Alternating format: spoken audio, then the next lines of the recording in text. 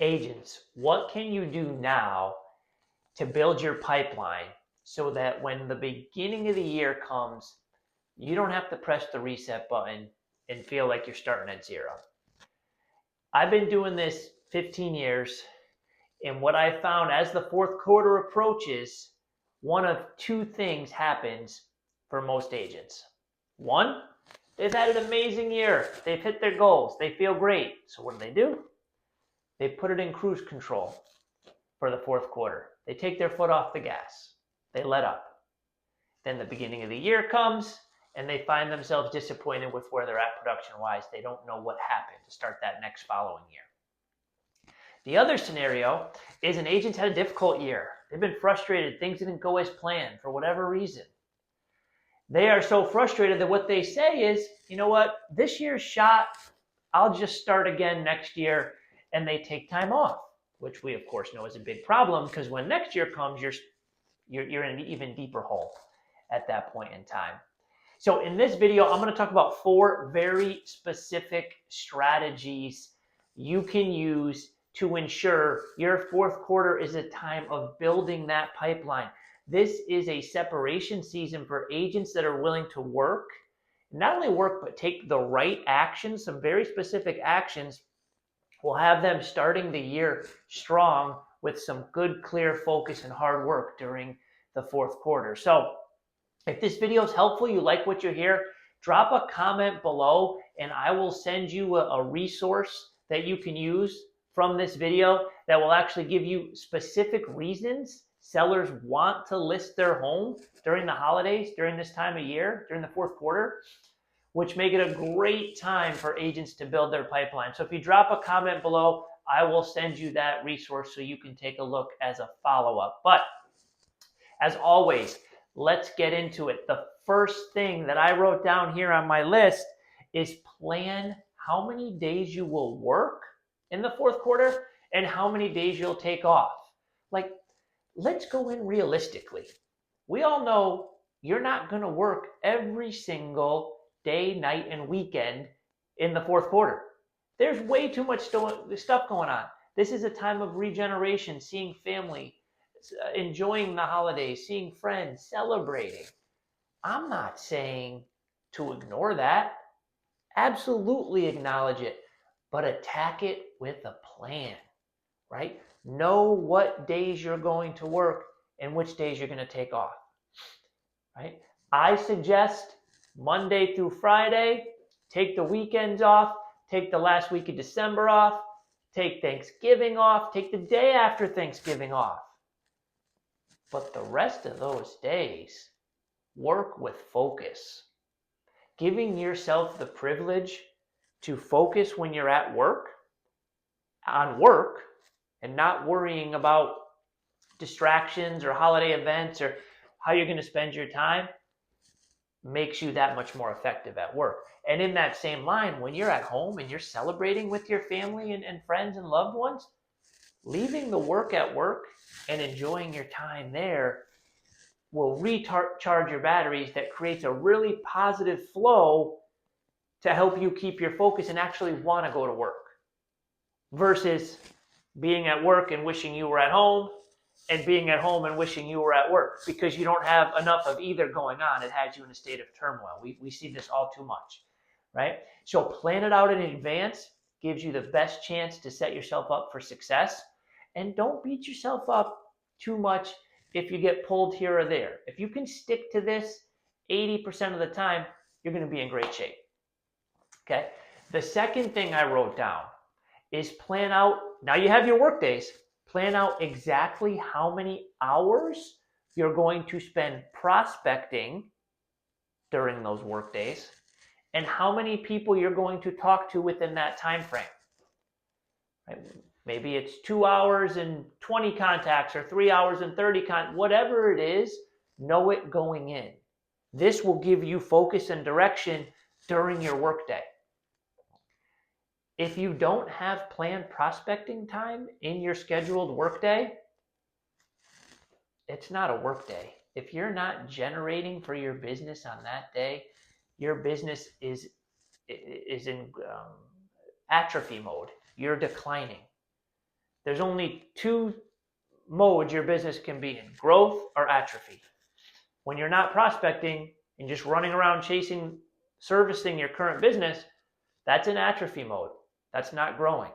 So treat those 2, 3, however many hours a day of prospecting time that you're planning like it's your job and like it's the most important part of your job, and your business will blossom.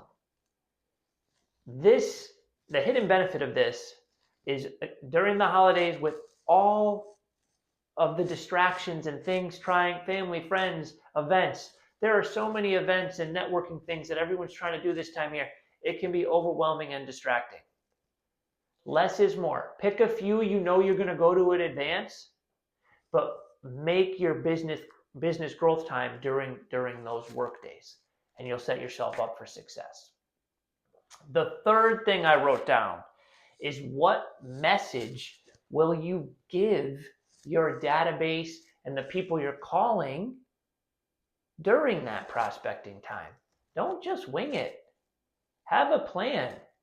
Every year when I set up my fourth quarter, everyone I talk to is getting the same message, right? I look at what's going on in the market. And if you want to know what I'm saying to my database in the fourth quarter, drop a comment below, reach out. I get calls, texts, emails all the time from people watching these videos.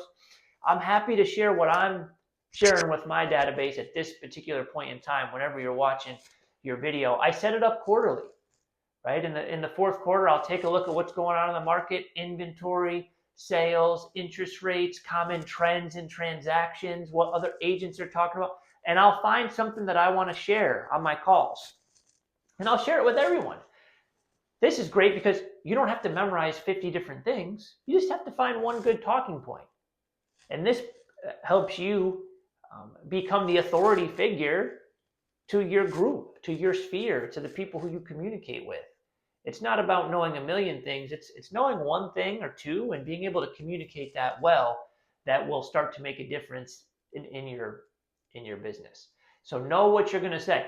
What this also does is, when you sit down during that 2-hour prospecting window or 3-hour prospecting window you set for yourself, you're not just sitting there wasting time thinking, oh, I don't know what to say. If you don't know what to say, it's going to prevent you from making the calls because you're going to feel nervous about the call. But if you already know what you're saying and you've practiced it, once that prospecting window comes up, you're going to sit down, you're going to pick up the phone, and you're just going to talk because you've already planned it out. Don't waste half of the prospecting session thinking about what you want to say.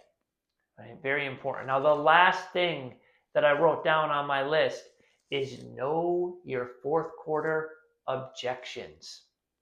So I've been an agent for 15 years. I've been prospecting daily for 10 plus years. Every quarter of the year brings the same objections every single year. In the first quarter, people say the same thing. In the second quarter, people say the third quarter. And in the fourth quarter, people say the same thing. So learn what they say and figure out how to educate them based on that response, right? So in the fourth quarter, what do sellers say? And I'm going to talk about sellers because whenever I talk about prospecting, if you watch my other videos, we're very seller-centric. We're focusing on generating listings. So what do sellers say? They say, do homes really sell in the winter?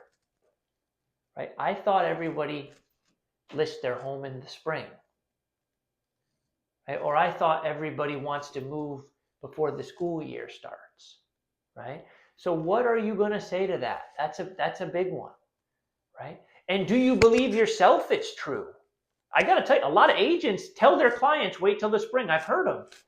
And that's really curious to me because anybody that studied the MLS statistics, if you look at how many homes are selling month to month, there is actually very little dip month to month. Sure, there'll be some fluctuation. Homes are selling every month. The only difference is in the winter, there's less for buyers to choose from because most people are in fact not listing their home in the winter. And that's exactly where the opportunity is for the seller. There's less competition on the market. So can you communicate that message? When I'm on the phone with the seller, oftentimes I'll pull up the MLS and I'll share the stats. I'll say, in your town, last November or December, X homes sold. And last April or May or whatever you're comparing it to, Y homes sold. So you can actually give them real data that shows, hey, there's still a comparable amount of homes selling, and sometimes even more, depending on the months you pick and the timing and things like that. So use the stats to educate and communicate on why it's actually a benefit this time of year, things that most sellers don't think about, right? That's the most powerful thing to say with this objection, and that's the most powerful objection. We're too busy during the holidays, right? Some other things that are important to share, like from experience, if you've been an agent doing this a while, perhaps you've seen some of these things too. Homes show better during the holidays. Oftentimes they're all decorated. They're decorated to a T with whatever holiday the people celebrate. And this can feel good when buyers are coming in and create even more emotion when they do like a home, which makes it show better, right? What else happens during the fourth quarter? Well, relocation buyers tend to spike, right? They want to be settled for their new jobs in January, so they tend to buy in the fourth quarter. What else? Well, investors oftentimes are sitting with their accountants making strategic tax plans in the fourth quarter. If they need to buy a property before the end of the year, or maybe it makes sense to sell this year.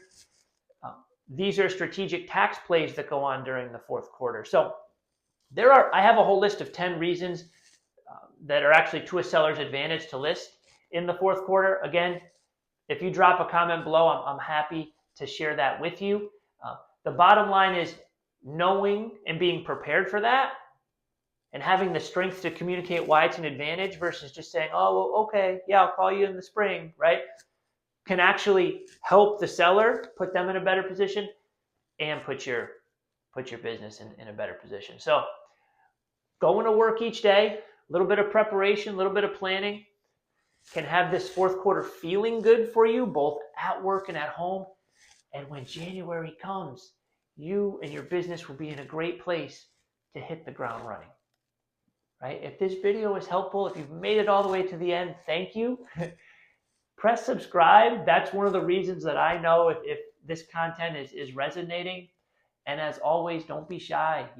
I'm always happy to help if I can. You can call, text, email, and I'd love to hear about what you're working on. Hope this helps.